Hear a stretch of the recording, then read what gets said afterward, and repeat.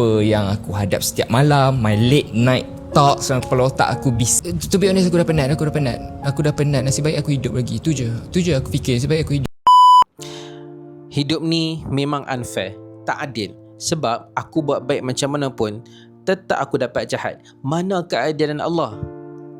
Pernah tak dengar dia kata, baik aku mati je lah daripada aku jadi macam ni. Sebab aku buat baik ke aku buat jahat ke, tetap orang dah kata kat aku.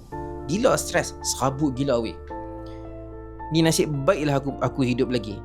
Kalau hampa yang rasa macam ni, aku nak bagi tahu kat hampa that you are not alone.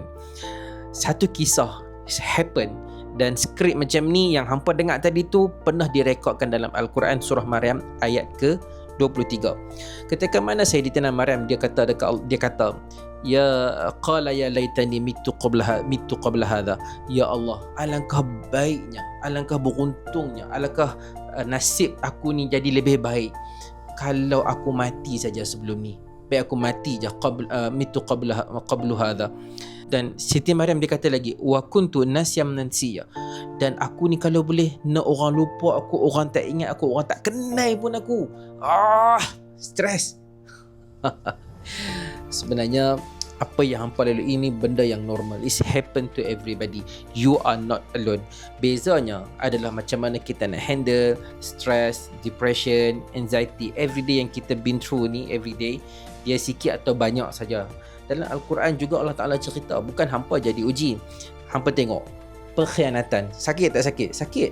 Member sendiri, mungkin keluarga sendiri tikam belakang, it's happen. Contoh Nabi Yusuf AS, dalam ramai-ramai adik-beradik ni, mereka bukan sekadar pulau, geram, benci, nyampah dekat seorang budak, bahkan mereka ancam, mereka pakat ni. Hampa bayang adik-beradik pakat. Member kalau pakat kita boleh buang, lempak tak tepi lagi. Tapi kalau dah darah daging sendiri, hampa rasa ni sakit tu sampai dalam. Silap-silap boleh jadi trauma tau. Tak tahu nak cerita kat siapa. Lost is happen. Tapi macam mana Nabi Yusuf dia handle benda ni sampai dia tak rasa pun dendam, sehingga dia menjadi di peringkat kuasa tertinggi pun dia tak balas dendam balik. Macam mana?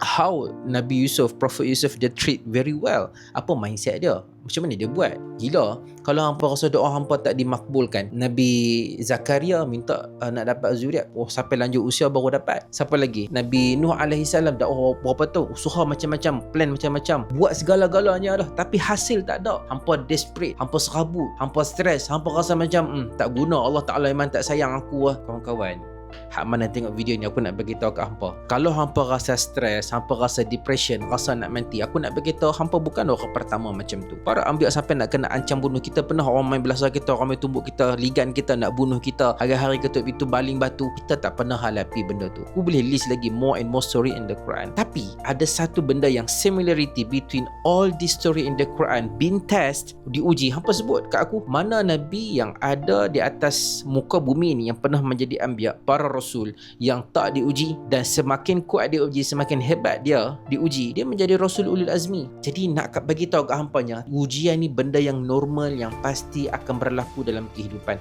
Siapa-siapa pun tak terkecuali. Baik raja yang di atas istana singgasana, baik orang yang terkenal ada influencer, baik orang yang banyak harta, sesiapa pun akan diuji dengan cara masing-masing. Hampa mungkin tanya, sampai bila aku akan diuji? Sampai bila? Jawapan dia adalah sampai hampa dan kita semua bertukar status jenazah.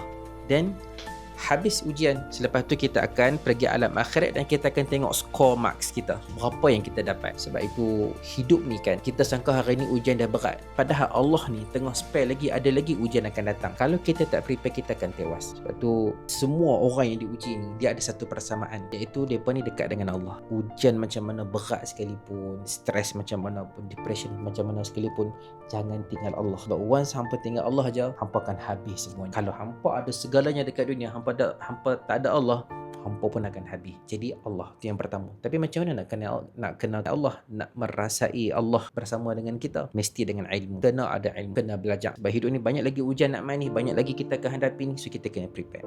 Dan yang ketiga paling penting adalah kena ada support circle. Ini paling penting untuk lebih mudah kita nak bangkit, lebih mudah kita nak berjalan, lebih mudah kita nak grow. Bagi ada support circle. Paling tidak ada nombor 1, nombor 2 pun okey. Katalah satu dunia pun buang, hampa tak peduli, hampa tak ada circle ni sebagai contoh. Cukup ada Allah dengan Rasul dan ada ilmu, insya-Allah. Sebab tu me personally would recommend you to would really recommend to you guys to get inspired by the story in the Quran. Aku mungkin cakap biar ayat tersebut mampu happy asal hampa faham. Tapi nak katanya kita kena get inspired pun ambil inspirasi daripada kisah-kisah dalam Al-Quran untuk kita, sebagai bekalan kita nak menghadapi dunia yang sangat-sangat mencabar.